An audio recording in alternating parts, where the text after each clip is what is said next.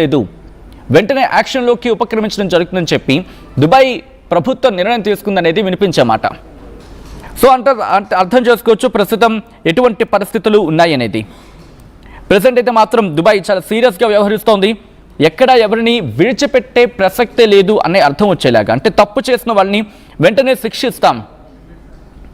మరి ముఖ్యంగా మీకు ఒకవేళ ఏమైనా భయమైన పరిస్థితులు లేకపోతే అటువంటి సిచ్యువేషన్స్ ఉంటే కనుక వెంటనే మమ్మల్ని కాంటాక్ట్ చేసే ప్రయత్నం చేయండి, లేకపోతే మమ్మల్ని కన్సల్ట్ చేసే ప్రయత్నం చేయండి అనేది అక్కడ దుబాయ్ ప్రభుత్వం చెబుతున్న మాట. అంతేకాని మీరు భయపడిపోయి ఆ న్యూస్ని వేరే వాళ్ళకి పంపించొద్దు.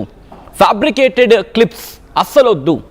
మరి ముఖ్యంగా కొంతమంది అయితే ఆర్టిఫిషియల్ ఇంటెలిజెన్స్ని ఉపయోగించి వీడియోని కావచ్చు లేకపోతే విజువల్స్ని కావచ్చు క్రియేట్ చేసేవాళ్ళు వాటిని షేర్ చేసే ప్రయత్నం జరిగిందనేది వినిపించమాట. అండ్ యూఏఈ ప్రభుత్వం ఇప్పటికే టెహ్రాన్ నుంచి వస్తున్న దాడుల నుంచి, అంటే ఇరాన్ నుంచి వస్తున్న దాడిని తట్టుకొని నిలబడే ప్రయత్నం చేస్తోంది. ఇప్పటికే భయానికి లోనవుతోంది. దుబాయ్ కావచ్చు లేకపోతే అబుదాబి కావచ్చు, వాళ్ళకి చాలా కీలకమైన ప్రాంతాల రెండింటి మీద కూడా దాడులు జరుగుతూ ఉంటే వాటిని తట్టుకొని అక్కడ ప్రజల ప్రాణాన్ని కాపాడేందుకే మల్లగుల్లాలు పడుతూ ఉంటాయి. అండ్ ఇప్పుడు దీనికి తోడు ఈ డీప్ ఫేక్ వీడియోస్ కావచ్చు లేకపోతే ఫేక్ ఇన్ఫర్మేషన్ కావచ్చు, ఇవన్నీ కూడా ప్రస్తుతం ఆందోళన కలిగిస్తోందనేది దుబాయ్ ప్రభుత్వం చెబుతున్నమాట. అండ్ ఇవన్నీ కూడా కొన్ని ఫ్యాబ్రికేటెడ్ కాంటెంట్ ఏఐని ఉపయోగించి చేయడం జరుగుతోంది అనేది అక్కడ గుర్తించింది ఆ ప్రభుత్వం. దాంతో ఏకంగా 35 మందిని అరెస్ట్ చేసింది. దాంట్లో 19 మంది భారతీయులు కూడా ఉన్నారనేది దుబాయ్ ప్రభుత్వం చెబుతున్నమాట. అండ్ దీంతోపాటు ఆ అక్యూజ్డ్ ఎవరైతే ఉన్నారో వాళ్ళని వెంటనే విచారణకు ఆదేశించడం జరిగింది. దాంతోపాటు ఒక రిపోర్ట్ ప్రకారం United Arab Emirates official news ఏజెన్సీగా చెప్పుకున్న ఒక నివేదిక ప్రకారం వాళ్లకు, అంటే ఎవరైతే అక్యూజ్డ్ ఉన్నారో వాళ్ళని విచారణకు ఆదేశించడం జరిగిందనేది. దీంతోపాటు ఇరాన్ దాడులు జరుపుతూ ఉంటే UAE cities Dubai, Sharjah and ఆ సిటీకి సంబంధించి అంటే అబుదాబి, వీటి మీద చాలా తీవ్రమైన దాడులు చేయడం జరుగుతోంది. దుబాయ్ మీద కావచ్చు, షార్జా కావచ్చు లేకపోతే అబుదాబి, ఈ ప్రాంతాన్ని టార్గెట్గా చేసుకొని ఇరాన్ తీవ్రమైన దాడులు చేస్తూ ఉంటే ఇప్పటికీ అక్కడ ప్రజల ప్రాణాలకు కాస్త ముప్పు అనే భయంతో ప్రజలు పరిగెట్టి పారిపోతున్నారు అక్కడి నుంచి. ఆ పరిస్థితిని అక్కడ ఒక మాటలో చెప్పాలంటే ఆ ప్రాంతాన్ని విడిచి పారిపోతున్నారు అక్కడ ప్రజలంటే అర్థం చేసుకోవచ్చు పరిస్థితి రోజు రోజుకి ఎంత దిగజారిపోతుంది అనేది. బట్ ఇక్కడ మాత్రం దుబాయ్ ప్రభుత్వం ఒకటే చెప్తోంది, తప్పు ఎవరు చేసినా విడిచిపెట్టేదే లేదు. బట్ ఇక్కడ వినిపించే మాట ఇంకొకటి ఏంటంటే ఆ విజువల్స్ కూడా, దాడికి సంబంధించి అక్కడ విజువల్స్ ఉన్న వాటిని షేర్ చేయొద్దు, వాటిని ఫోటోగ్రాఫ్ చేయొద్దు అనేది అక్కడ ప్రభుత్వం చాలా కఠినంగా చెప్పిందంట. అండ్ మీకు ఇంప్లికేషన్స్ మీరు చూడొచ్చు, మనకి కామెంట్స్ వస్తూ ఉన్నాయి. దుబాయ్ నుంచి మాట్లాడిన వాళ్ళు కూడా అక్కడేం లేదే, అంతా సేఫే అంటున్నారు. అంటే అక్కడ ఏదో సంథింగ్ ఫిష్ అనేది వినిపిస్తోంది. వాళ్ళలో భయం అయితే ఉంది. అక్కడ దాడులు జరుగుతున్నమాట వాస్తవం. మనకి కనిపిస్తున్న దృశ్యాల ప్రకారం చూసుకుంటే వాళ్ళ ఎయిర్పోర్ట్ మీద దాడి జరిగింది. దాంతోపాటు బుర్జ్ ఖలీఫా మీద వాటిని ఏమంటారు షాహిద్ డ్రోన్స్ను ఉపయోగించి దాడి చేసింది. ఇవన్నీ కూడా వాస్తవమే కదా.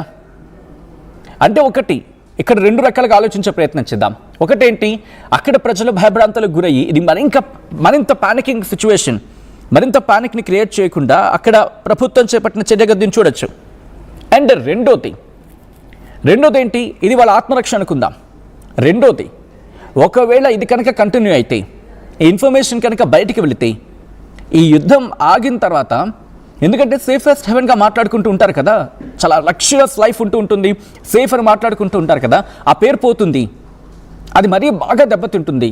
దీంతో ఏమవుతుంది వాళ్ళకి బేసికల్గా గల్ఫ్ దేశాలంటే చమురు మీద ఆధారపడే దేశాలు. సో వాటితో పాటు ఇప్పుడు టూరిజం వైపు వాళ్ళు ఎక్కువ మక్కువ చూపుతున్నారు. వాళ్ళ రియల్ ఎస్టేట్ డెవలప్ అవుతోంది. పెద్ద పెద్ద ఆకాశ హామ్యాల్ని వాళ్ళు నిర్మించుకుంటూ ఉన్నారు. మిలియనియర్స్ అందరూ కూడా అక్కడ వచ్చి వాళ్తూ ఉంటారు. ఏకంగా ఆ లగ్జరియస్ లైఫ్ని లీడ్ చేయడానికో ఎంజాయ్ చేయడానికో అక్కడ నిర్మించుకుంటూ ఉంటారు. అండ్ చాలా టాప్ ప్రామినెంట్ ఫిగర్స్ అన్నీ కూడా అక్కడికి వెళ్ళే ప్రయత్నం చేస్తూ ఉంటాయి, ఉండే ప్రయత్నం చేస్తూ ఉంటాయి. సో ఆ లగ్జరియస్ లైఫ్ కావచ్చు, అడ్వాన్స్మెంట్ కావచ్చు, ఇవన్నీ ముందుకు వెళ్ళే ప్రయత్నం చేస్తున్న సందర్భం. అండ్ ఇప్పుడు వాళ్ళకి గుదిబండిగా మారిపోతుంది ఇప్పుడు ఇదంతా కూడా. అంటే 2 రకాలుగా చూడాలి. ఒక కత్తికి 2 వైపులా చూడాలంటారు కదా, అలాగా ఒకవైపు వాళ్ళ ఆత్మరక్ష కింద భావించవచ్చు. అండ్ రెండోది, దుబాయ్ ఇప్పుడు వాళ్ళ పేరు దెబ్బ తినకుండా చేసే క్రియకు కూడా ఆలోచించే ప్రయత్నం చేయొచ్చు. అండ్ ఆఫ్ కోర్స్ అలా అని చెప్పి పూర్తిగా మనం దీన్ని సమర్థించే సందర్భం ఉందంటే కాదు. అది భారతీయులైనా లేకపోతే విదేశీయులైనా ఎవరైనా కూడా ఫేక్ ఇన్ఫర్మేషన్ షేర్ చేయకూడదు. ఒకవేళ మీకు అది ఫేక్ ఇన్ఫర్మేషన్ అనిపించిందో కాదో డౌట్ ఉందనుకుని ఆగిపోండి. అక్కడ రిస్ట్రిక్షన్స్ ఉన్నాయి కదా, మీకు వాళ్ళు చెప్తూ ఉన్నారు కదా, వద్దు ఇన్ఫర్మేషన్ షేర్ చేయొద్దు. ఇంకా అలాంటప్పుడు ఎందుకు ఆ తలకాయ నొప్పి? మీకెందుకు ఆ తలకాయ నొప్పి?